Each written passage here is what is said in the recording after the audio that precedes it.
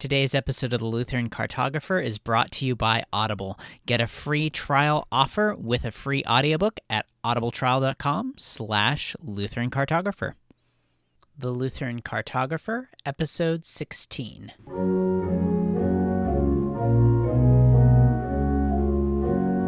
Welcome to the Lutheran Cartographer, the podcast where we explore different places and what it's like to be Lutheran there. Today we are joined by Pastor Chris Brademeyer. He is the pastor of St. John's Lutheran Church in Oaks, North Dakota, and also serves on the board of Lutherans for Life. Pastor Brademeyer, welcome to the show. Thanks. It's great to be here. So tell us a little bit about how you ended up in Oaks and a little bit about your background. Well, I actually didn't always serve as a Missouri Synod pastor. I used to be an ELCA pastor. I served for 4 years at another church here in North Dakota. And after colloquizing, there happened to be a church in the general vicinity of where I grew up that was open and looking for a pastor. And I got called there. I actually am serving about 10 miles away from my parents' farm, and my in-laws are actually from Oaks here. I don't know many people who are, at my end of the age spectrum who end up this close to home being a clergyman. So that's kind of fun. I suppose if I was to be really pious, I would say that God had a hand in it, of course. But it's kind of interesting being back in, generally my home area. My home school actually closed in 2005, and both of my sisters had to finish their schooling in Oaks. And so, I was just outside of the area here, which is very strange for me. It's also kind of fun to be back close to the farm. I get to go help my dad out on occasion, which is a great stress reliever. Cows don't talk back like people do sometimes. So, yeah. Pastor Brademeyer and I actually were at Luther Seminary together for a while. Where else have you lived, Pastor Brademeyer? Minnesota? Have you been outside North Dakota and Minnesota, or is that kind of your primary stomping grounds? I've only ever lived in Minnesota and in North Dakota. Okay, so how would you compare and contrast like being in Minneapolis and St. Paul with Oaks? Well, besides the population density being quite a bit different, out here the culture is still very agrarian, very rural. People tend to be pretty self-reliant. Having the ability to do basic, what do I want to say? Like home maintenance kind of stuff, car repairs, just basic self-reliance skills are really highly valued. And it's one of the things I found serving out here in a rural area, that pastors who can't mow their own lawn and change their own light bulbs tend not to make it really far, because farmers just have a hard time relating to somebody who doesn't have any sort of practical skills. It's just so different for them that they have a hard time identifying with it, and it's kind of off-putting for folks like that. I see. The political climate's quite a bit different as well. Minneapolis, St. Paul is pretty progressive. Out here, it's almost a truism that everyone's conservative. We do have folks who aren't, but generally speaking, the culture is pretty conservative, pretty Republican. A lot of red voters out here. I see. So what would you say are some of the best things about being in Oaks? Well, I like that I can open the door of my house and let the kids outside, and they can just go run around the neighborhood like a feral pack, and we don't have to worry about it. In fact, when we were at the seminary and the ELCA assignment process came up, we originally had put in to go to New England as our preference, because we wanted to kind of try somewhere else for a few years. But then Catherine got pregnant, and we had a little boy, and suddenly everything changed for us, and we were praying and hoping that we would end up back in North Dakota, because we just didn't like the idea of being so far away from family and being in an urban place with a kid, because both of us are so, from such small towns that, we just couldn't even conceive of raising a child in a different sort of environment than that. So we ended up in the first town we were at was 250 people, and, the park was right across the street from the parsonage, which was great. And right now we have another park across the street from the parsonage, so we just kind of open the door when the snow melts and tell the kids to run across the street, and they play outside all day. It's wonderful. Everybody knows people. You go to the grocery store, the small business in town, you can talk with people, you have a conversation. Economic exchange isn't just this faceless sort of thing you get when you go to Walmart. You actually know the proprietor of the business, the people that work there, the other customers. It's also a social exchange as well as a economic one. Yeah. So help orient our listeners. Where exactly is Oaks in North Dakota? We're about 20 minutes north of South Dakota, and we're about 1 hour to the west from the Minnesota-North Dakota border. Okay, so you're southwest of Fargo then? Yes, we're about 110 miles southwest of Fargo, and that's split almost evenly in half north and east. Okay. And how big is Oaks exactly? Um, about 1,700 people. We've been kind of Okay. in a slow population decline since about the 1980s, mid 1980s, I think it was, if memory serves.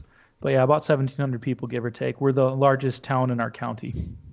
Okay. And to kind of give some context for our listeners, 1,700 for a kind of rural town in North Dakota is not small, correct? No, we're one of the larger towns in the state. Okay.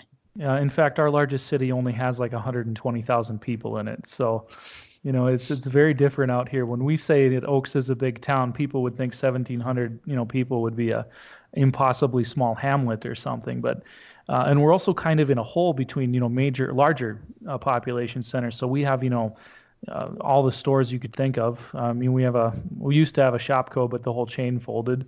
So we have, a dollar store that has your soap and your, that sort of thing, a grocery store and a lumber yard and all that sort of stuff. We have a hospital and a clinic in town, car dealership, I mean, you really don't have to go anywhere else if you don't want to. Okay. So tell us a little bit more about what it's like being in a rural area. On this show, we've had a lot of pastors on from rural and suburban areas, and maybe one or two others that are really from a more rural setting. How would you orient the city slickers in our audience to kind of life, as it were, kind of in a more rural atmosphere? Well, I think that things are a bit slower paced out here. I mean, we still have, if you talk to any of the parents whose kids are like in high school and they run around just like you would in the suburbs to sporting events and gymnastics and everything else. But I think things are still a little bit slower. People are still, do still take time to go up and have coffee. You go up to any of the gas stations or the cafe in town on any given morning, and there's a group of men up there having coffee and then sharing the news before they go off to do their day. So we still kind of have some of that Mayberry sort of stuff that you would expect, but it is changing. People don't regularly just pop in and visit each other as they would have even 20, 25 years ago. It's a rather uncommon thing these days. And I suppose that's coming with the advent of digital communication, virtual communication, that we're having less and less FaceTime, which is something a lot of people lament. But when you point that out and say, hey, maybe we should get together and do something, they kind of look around awkwardly like they don't know what to do about it. So, the chasm between the urban and the rural, I think, has narrowed somewhat because of the internet. But, at the same time, a lot of times people find stuff online and go, I can't believe those nutty city people, they're doing all this weird stuff over there.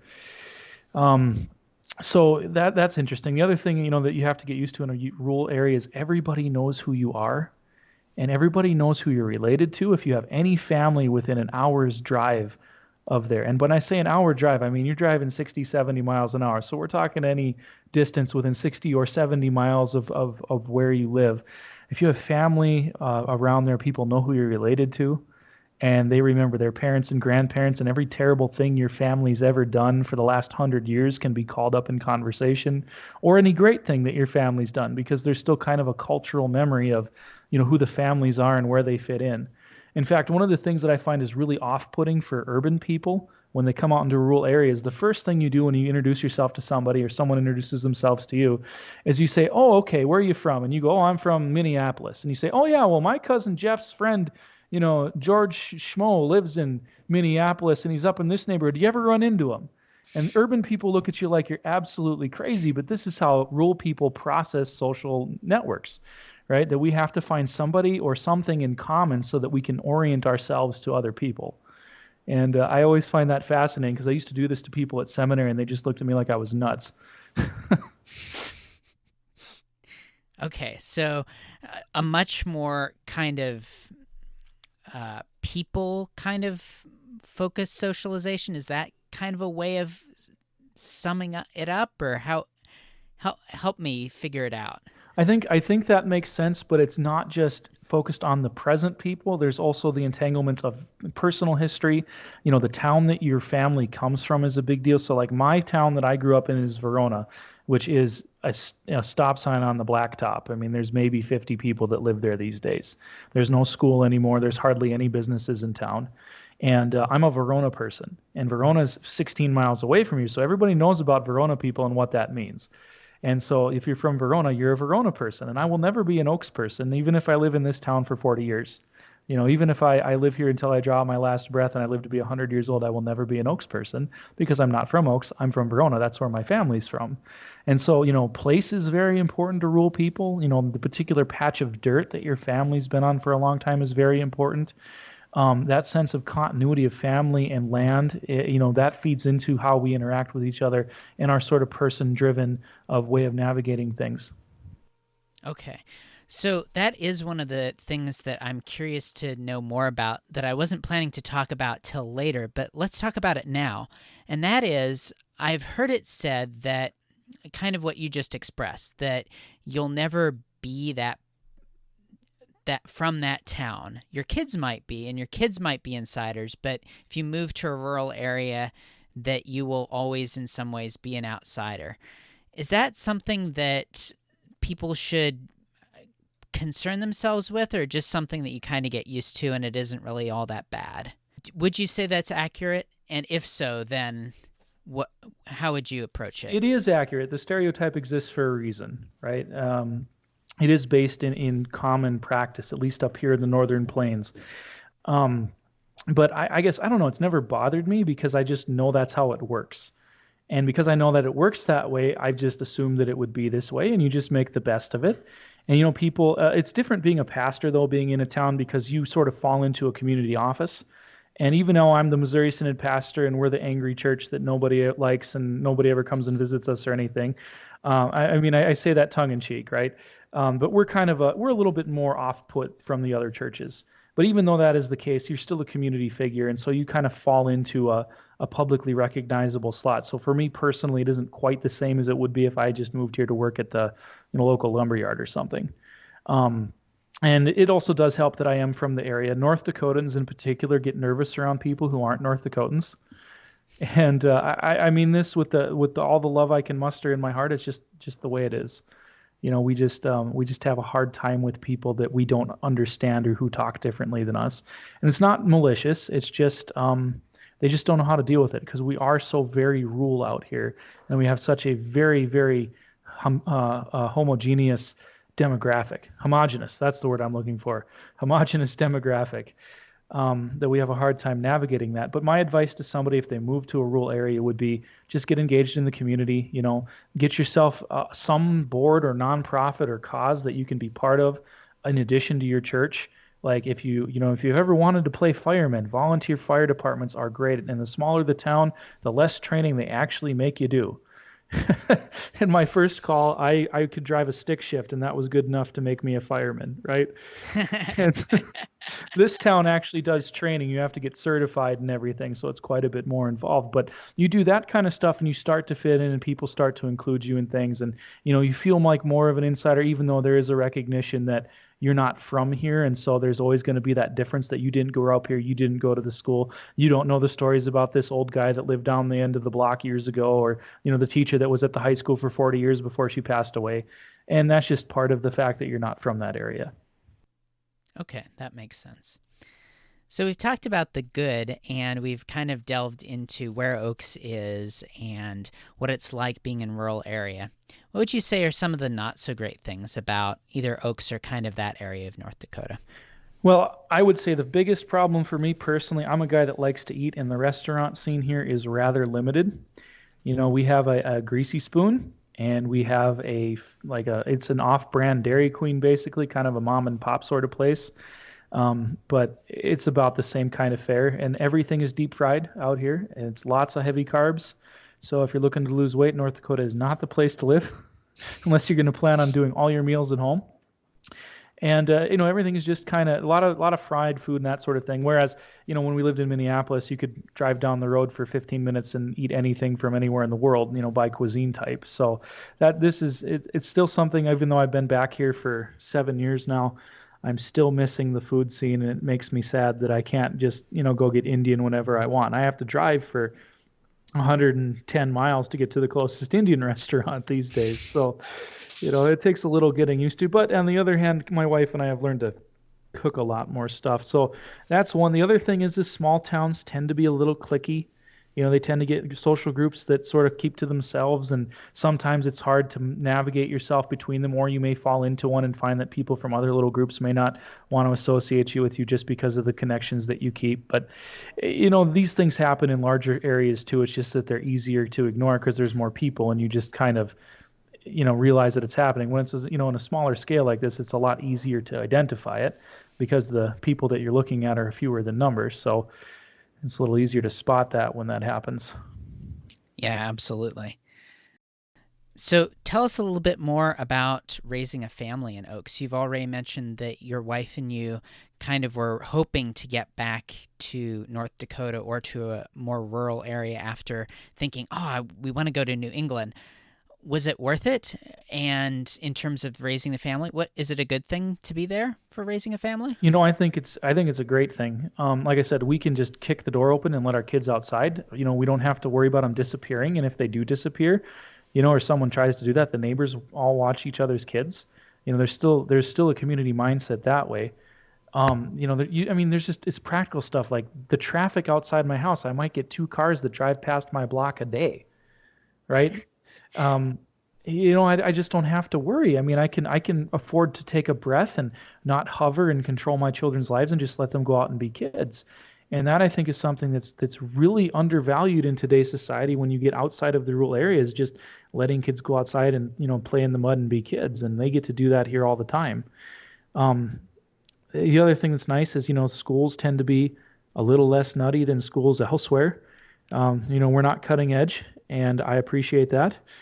We tend not to have some of the weirder things that happen in society. We do, and there's still odd people around, but we don't have it in the same proportion. It's not celebrated or maybe, triumphed around like it is in certain other places. So, for example, like at our school, we have a couple students who identify as transgender, but, the school district's not, putting up flags and having an awareness campaigns for it. It's just everyone kind of rolls their eyes and says, okay, that's just so-and-so, they're kind of a loon, and that's the way it is. So, it's kind of nice that you feel like that general society, on certain issues still stands with what the Christian church says about them, which you can't always take for granted anymore. And it may not be that way forever with the way society's changing and the internet and all the access people have to information. But for now, it's still, we're still in the same general ballpark as each other, which is good. Okay. Yeah, that makes sense. Tell me, are there good Lutheran schools in the area, or is it kind of government schools or bust for you guys? Well, we only have public schools in my area. And North Dakota has very, very few private schools, and this is one of those weird artifacts of history. And as far as I can tell, it's due to anti-Catholic sentiment in the 1920s with the rise of populism in North Dakota, which we had a very strong populist streak in the back in the 19-teens and the 1920s that led to North Dakota having a state-owned bank, a state-owned railroad, and a state-owned flour mill. The railroad is no longer in existence, but the flour mill and the bank are still around. And so you have this state full of red-blooded conservatives, and we have, a socialist bank and a socialist flour mill. I don't know how, but I totally missed that. I did not know that. Yeah, it's a very weird thing. We don't like people to help us unless it's we doing it to ourselves, I think is the way I would put it. North Dakotans are fine if it's North Dakotans, but if the federal government gets involved, people tend to get a little nervous. But anyways, I had forgotten my point. What were we talking about again? Oh, yeah. We were talking about private schools and you saying that. Yes, in North Dakota, we have. I'm the president of North Dakota Lutherans for Life, and there's a program that we're trying to get information into Lutheran schools. And I counted in the state. I think we have 5 Lutheran schools in the whole state. 4 Lutheran schools in this whole state. I think there's about 4 or 5 Catholic schools, and I think there's 1 or 2 others. North Dakota I just from my reading of the state law, and I've seen this statistic, and I can't remember where I saw it, so forgive me that I can't cite it for you. But North Dakota is considered to be one of the, if not the hardest school in the state in the country to start non-public schools in, whatever the stripe may be. We have specific staffing ratios mandated in state law. We have a state mandated curriculum that has to be followed in our state law. And it's a very difficult enterprise. Plus, you also have to deal with, the whole small town like sports team thing, where that becomes sort of an idol for people. And so they are willing to support that even at the cost of a good education for their children. Though that being said, homeschooling is on the rise in our area, and there's quite a few people in our school district boundary that do homeschool. And there is getting to be some talk with people being dissatisfied. And I do have some members in my church that are trying to work on either a homeschool co-op or ideally a Lutheran school, but we're not quite there yet. A couple of churches in the area and a couple other pastors in the area and I have been talking about it, and we're just sort of waiting. It's like we're kind of teetering on the edge, and we just need a few more pieces to line up before we really pull the trigger on it. And so, that's the goal anyway. That would be ideal, but as of right now, no, Lutheran schools are kind of few and far between. Okay, but it sounds like homeschooling is a good possibility for those that aren't interested in public schools. Yeah, it's relatively common out here, and it tends to be the conservative Christians of various stripes that do most of the homeschooling. I see. Let's take a moment to thank our sponsor. If you're listening to this podcast on the go, you know how great it is to be able to do whatever you'd like to do and listen to some good audio as well. And Audible wants to put audiobooks into your ears so that you can enjoy them as well with their free 30-day trial offer. And you can get a free book with that offer. Just go to audibletrial.com/Lutheran Cartographer and check that out. If you're looking for a book to think about getting, I would recommend checking out Luther's Bondage to the Will. This is one of his great treatises, and in fact, one of the ones that he said was one of his finest.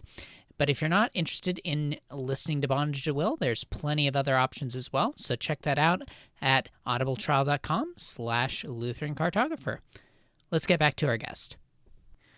All right, so we've talked about what it's like to raise a family there. What would you say it's like being a Lutheran in North Dakota? People think of it as Lutherland, but is it really, and what is it like? Well, define Lutheran for me, and I'll let you know if it's actually Lutherland or not.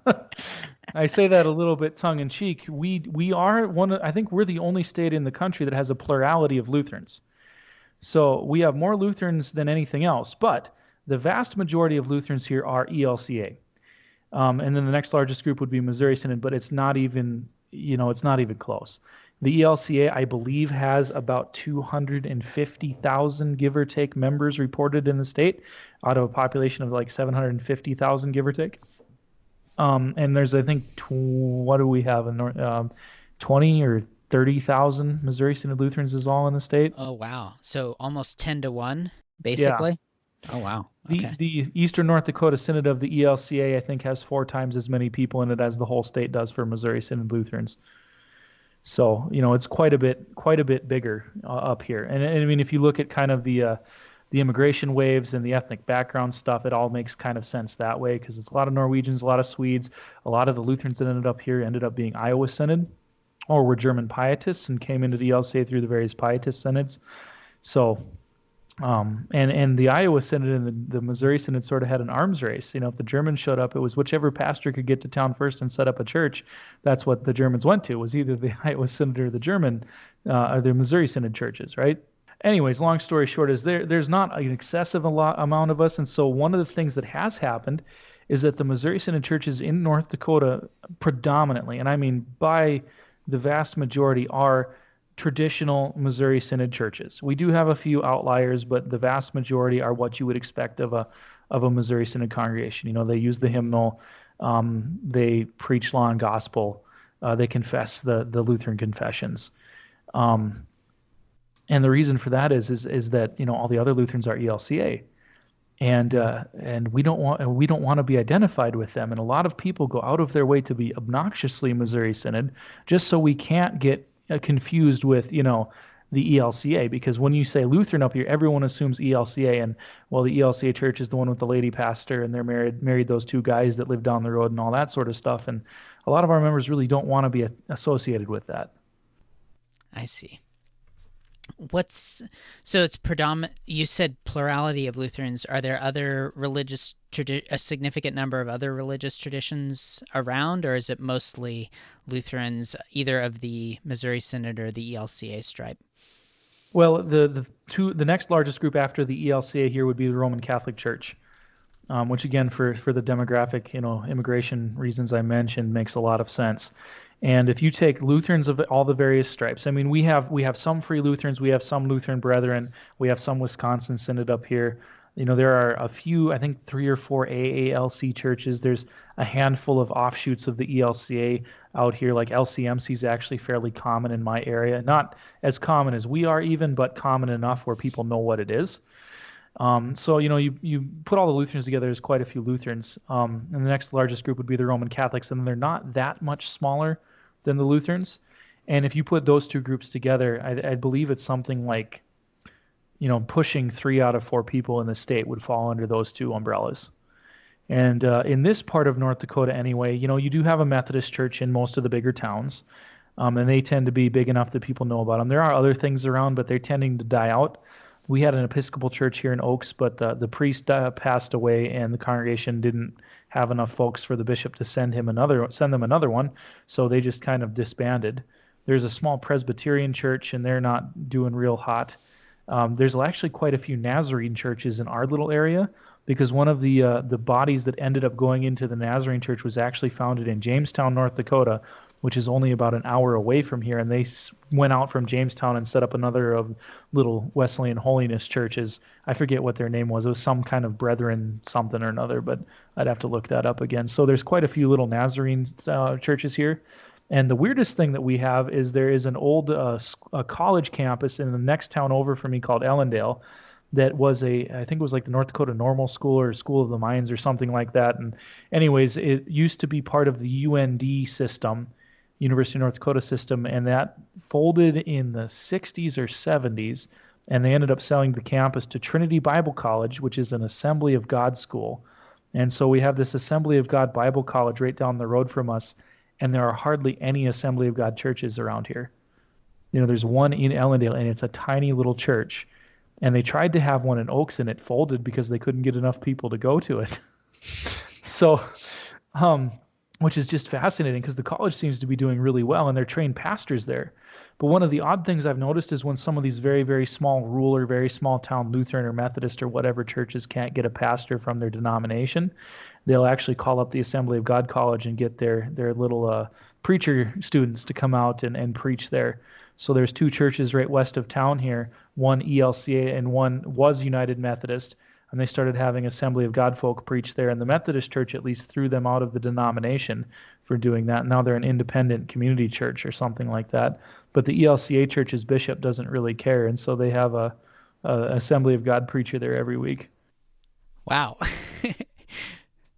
So let's talk next about, typically in this part of the podcast, we talk about local things that you would highlight. So what would you highlight out of Oaks? You've already mentioned like the restaurant scene isn't there, but if somebody's passing through Oaks or thinking about moving to Oaks, what's around that you'd recommend seeing? Well, I mean, if I were to make a plug for people to move to Oaks, the big employer besides the agriculture industry in the area is Melro. They don't call it that anymore. What do they call it? Bobcat, Doosan Bobcat. The Bobcat skid steer loaders. They make those in Gwinner, North Dakota, which is 30 minutes to my east, and that employs thousands of people out here. And a lot of the towns around here, people drive from Fargo, which is an hour from there, to work there every day. So there are good jobs out here. And of course, we have really good internet. We have fiber optic through town, so our internet is actually really pretty decent. And so if you work from home through the internet, this would be a great place to come and raise a family. Our cost of living is low, our taxes are low. And we have a pretty good church in town, if I do say so myself. And the churches in the area, too, and in the other little towns around here are also very solid.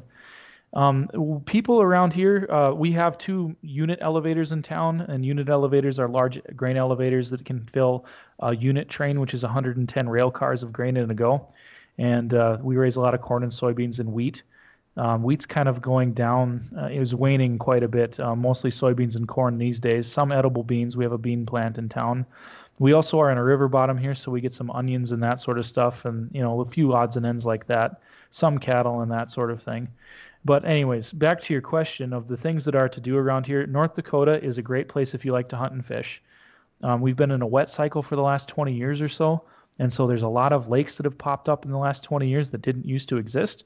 And because of all the new organic matter that's in there, the fish are just growing like crazy. So if you like to fish, there's lots of places to fish.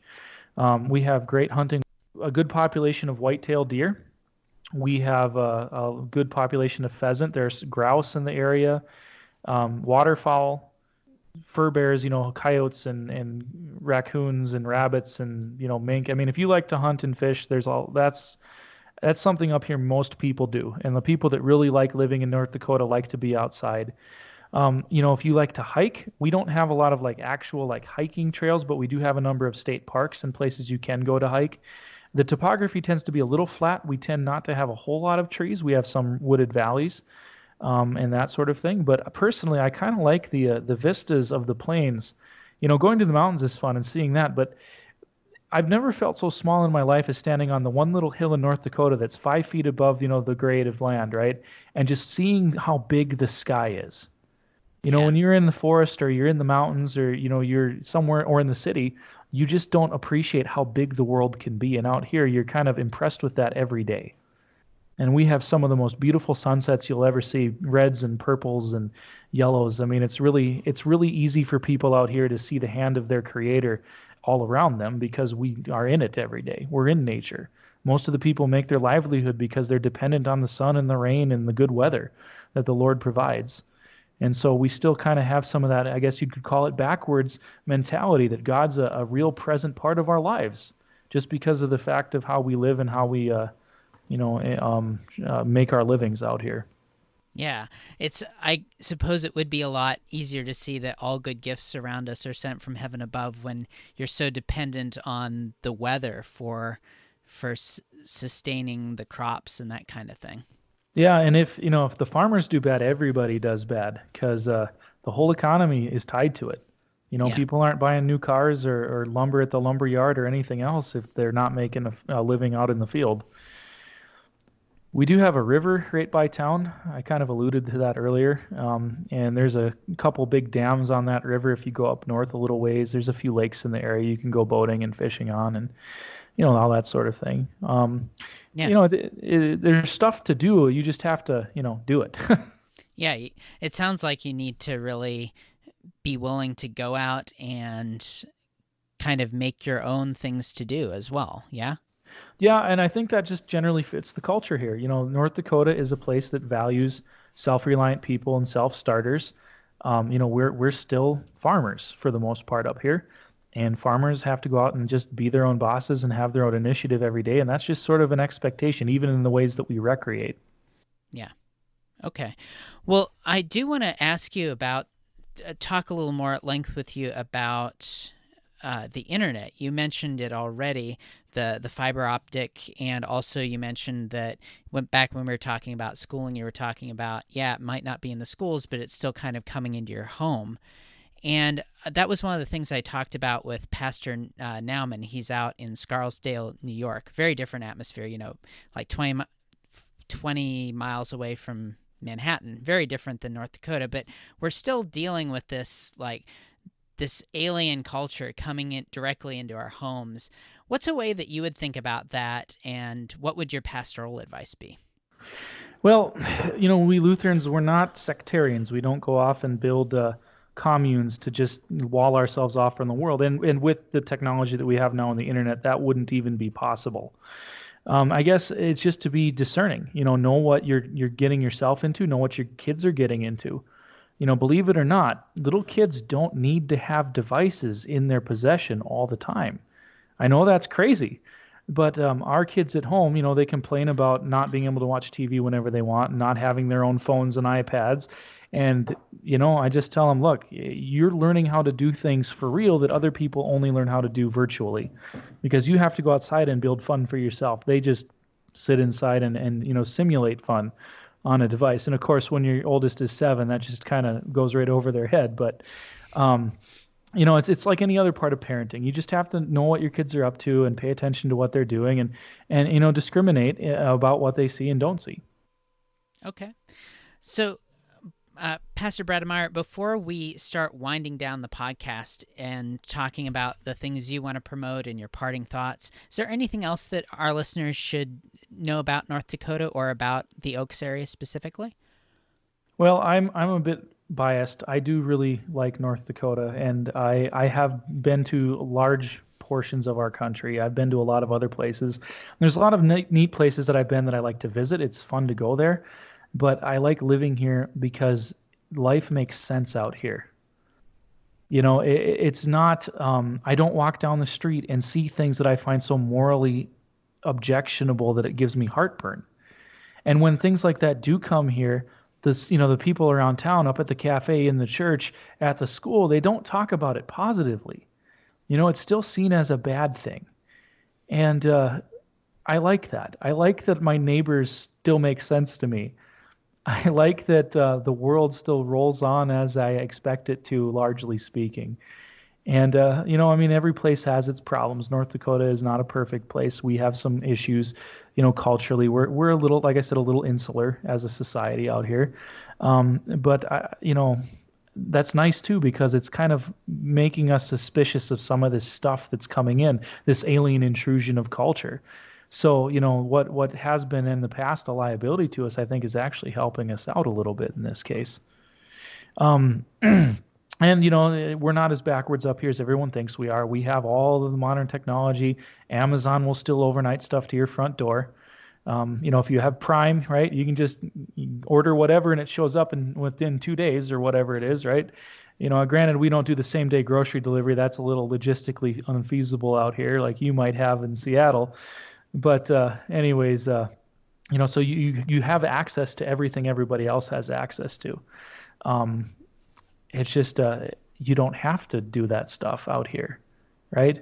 You don't have to live your life in isolation from other people.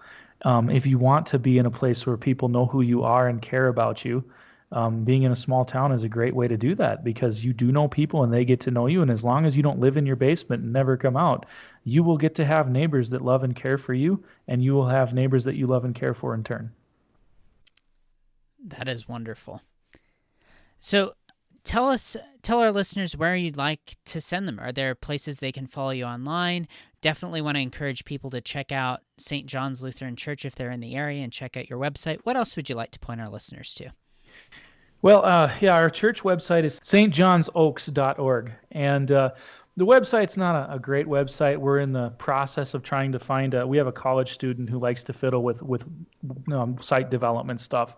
And we're having her take a go at it, but she isn't ready to roll out. And then because she's a college student and busy, probably won't be for quite a while. We do broadcast all of our services through Facebook. We're hoping this summer to be able to expand that onto YouTube as well, so people who don't have a Facebook account would be able to stream or watch archived services there. So if you want to know how we do church out here, it's out there for the whole world to see. And, as for my personal stuff, I guess I serve on the board of directors for Lutherans for Life in North Dakota here. I'm the president, and I also serve on the national board of directors. And I feel pretty strongly about life issues, and that's something that I care quite a bit about. And the nice thing about my church here in Oaks is that they also feel very strongly about that. And we've done a few community events on life issues open to our town, which has been fun and well attended. That's about all I do. I have church and I have a family. All right, good deal. Pastor Brademeyer, you mentioned that you're on the board for Lutherans for Life. What is that? Could you tell us a little bit more about that? Lutherans for Life is a pan-Lutheran organization that promotes the cause of life. They are an RSO, a registered service organization of the Lutheran Church Missouri Synod, which means that they do teach in conformity with Missouri Synod doctrine. but they do not limit membership in the organization to Missouri Synod people. So there are people from the Lutheran Free Church. There are people who are from the Lutheran Brethren Church. There's, North American Lutheran Church Lutherans that are involved. There are a very small number of ELCA Lutherans that are involved as well. And the idea is that, we're appealing to a general sort of Lutheranism in the way that we do things so that we could try to unite Lutherans together to fight the cause of life. And so the goal of Lutherans for Life is to educate Lutheran Christians and Lutheran congregations and Lutheran parachurch organizations about life issues, about what's going on, about ways that we can stand up for life, about how we can defend, people at all stages of life. So from, pre-birth all the way up through the end of life. Okay. So let's say one of our listeners is interested in getting their church involved. Where would you point them? You can check out Lutherans for Life's website at lutheransforlife.org. Lutherans for Life is working on expanding their presence in congregations through a program called Life Team Training. And so this training is used to set up a life team in the congregation, which then can help that congregation support life causes as part of that congregation's normal operation. So it's a great way for lay folks to support their pastor, to encourage him to preach on life issues, to teach on life issues, and to support just, the general teaching of the church on these topics. Okay, and when you say life issues, we're talking about opposing abortion and euthanasia, and what else are we talking about when you say life issues? There's all kinds of stuff. The Lutherans for Life has information about vaccine research, about stem cell research, about transgenderism, about post-abortion counseling. Has information on, I mean, if you can think it's at all attached to human life in any way, shape, or form, there's something probably on the website about it. If you go to their position papers page, there's, dozens of things that there's information about. So it's not limited just to abortion or just to euthanasia, the big ones that get all the press. It is meant to be comprehensively pro-life. Kind of a more holistic approach while still standing strong on those key issues as well. Exactly. Okay. Excellent. All right. So, Pastor Brademeyer, what are your parting thoughts for our listeners today?